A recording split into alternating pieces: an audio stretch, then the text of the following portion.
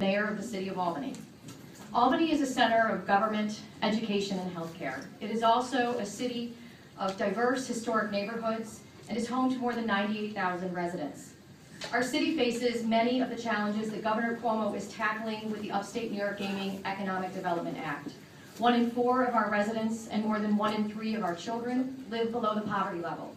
Our median income, high school graduation rates, and home ownership rates all lag the state and the region.